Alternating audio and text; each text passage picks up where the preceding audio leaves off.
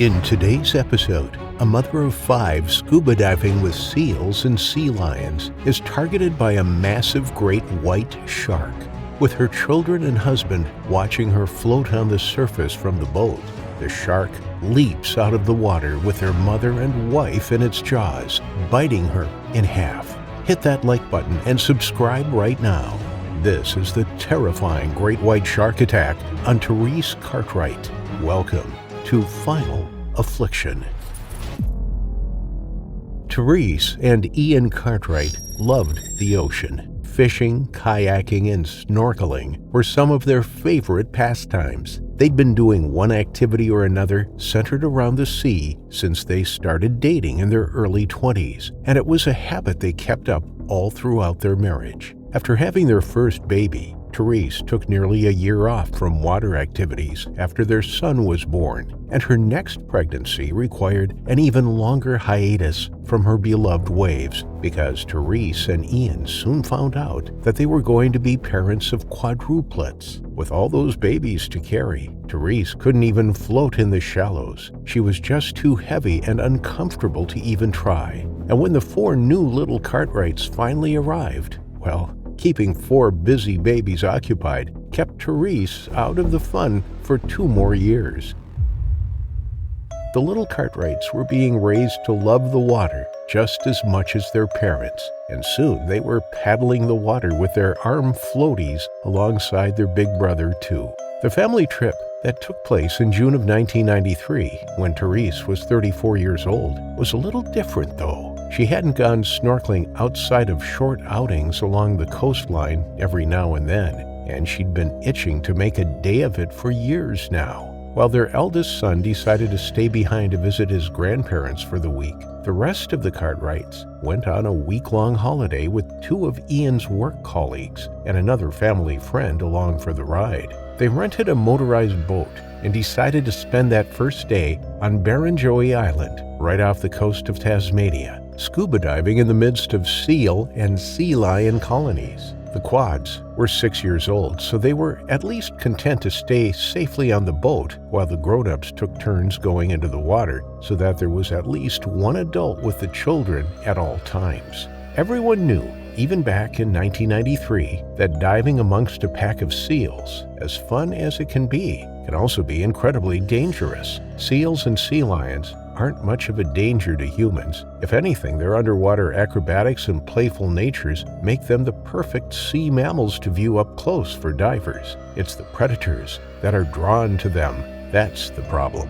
Sharks of all kinds follow colonies like moths to a flame. Hammerheads, tigers, and the fearsome great white can almost always be seen somewhere in the vicinity. Since the mammals are so numerous and they congregate in pockets where schools of fish are moving through, there's usually so much going on that the predators are much more likely to go for the seals, their natural prey, than they are to bother with the humans that swim and dive in shallow water where they can't hunt as comfortably.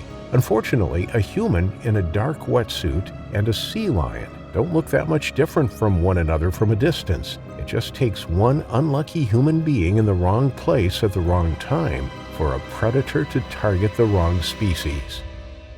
Sure enough, the morning started out great. Ian took to the water first, where he and the other 3 men had a grand time snorkeling amongst the rocky underwater outcrops, and there were plenty of curious seals that made an appearance to observe the strange humans in their waters. Some of them came so close that the divers could have touched them if they wanted to. After 2 hours, just a little before 10 that morning, Ian and one of his colleagues got out of the water to relieve Therese, where she'd been setting out lunchboxes and toys for the quads so that they could keep themselves busy, but they weren't very interested in their toys. They made a game of watching the leaping sea lions, hanging out by the railings where Ian had to keep a hand close to their puffy little jackets in case they slipped and fell. The other 2 men were still in the water, weaving in and out, having their own little game to see who could collect the most mussels from the rocks beneath. Therese got in, strapped her goggles on, and spent the first few minutes floating topside with her face down, watching the darting animals in the 30-foot deep water below her. It was those few minutes that she took to acclimate to the water which was the biggest mistake that Theresa could have made. The 15-foot great white shark that had been stalking in the background was waiting for just such a moment. Under the water, sea lions and seals were incredibly fast, so sharks don't bother targeting them as the mammals are hunting. It's when a seal floats on the surface of the water to take a moment to catch its breath and rest from expending all of its energy catching fish that they normally strike. To the predator, Therese looked just like any other seal. She was still for just long enough that it bolted out of the deep, gunning straight for Therese's lazily floating figure.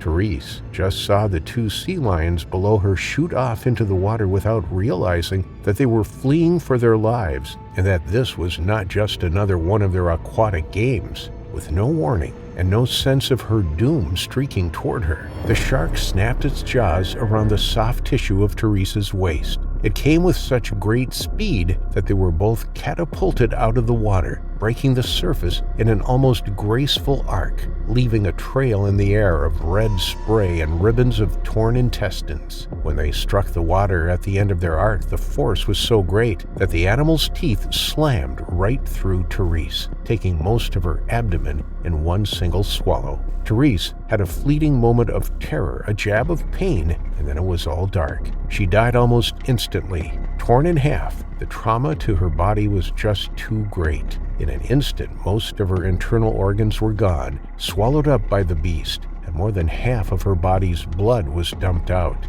Ian and the twins stared open-mouthed. It had happened so quickly that they hadn't comprehended what took place immediately. But then all hell broke loose. One of the children started to scream. Another clawed at his father, trying to launch his tiny little body into the current to save his mommy. Ian, screaming for help, could only try to hold on to his children, keeping them from jumping into the water themselves. His colleagues below were still preoccupied with their game. They hadn't even realized that there was literal murder happening above their heads. And his other colleague just stared, catatonic and completely dumbfounded at the horrific scene that played out before him. Therese's legs were bobbing a few feet away from the boat, while her upper torso began to sink under the waves. The shark circled around and grabbed up Therese's torso just as she was about to submerge completely. And also, at the same time that the divers from below surfaced, they saw the crimson water, the macabre sight of two legs floating beside them, and they even caught a glimpse of Therese's brown hair poking out of the gigantic shark's mouth just before it disappeared again. It wasn't hard to put the pieces together after such a sight. Dropping their muscles, they made a dash for the boat, scrambling to get to safety. Each man grabbed one of the flailing children before Ian lost his grip on his hysterical babies and yelled for the third man to get the boat in gear and drive. The reality was clear. Therese was dead. They needed to get out before one of the children landed in the water themselves, and if they were quick enough to get to the authorities, there might be something of the mother of 5 left to bring back home. With one last look over their shoulders, they saw the 15-foot beast rear out of the water for a third time, this time going for the pair of legs that were still attached to the shattered hip bones. They didn't stick around long enough to see whether or not the shark had gotten all of Therese. As they headed towards safety, they radioed for the Coast Guard and met the search team on the beach. But authorities didn't have an easy job of locating the rest of Therese. Besides a single leg floating on the surface, there was no safe way to send divers down to look for anything else. It wasn't just that single shark out there that had eaten the young mother. There were other carnivores feeding on the sea lions and seals too, and the blood and carnage wafted into the deep ocean, drawing all sorts of sharks to the area. And when they saw a pack of orcas in the area, all attempts to look any further were abandoned. It was just too dangerous to even sail on the water now, let alone expect divers to go down. No, the Cartwrights had no choice but to live the rest of their lives with the trauma of seeing their wife, mother, and friend quite literally ripped in half in front of their very eyes. They will never forget the day they witnessed Therese's horrifying final affliction.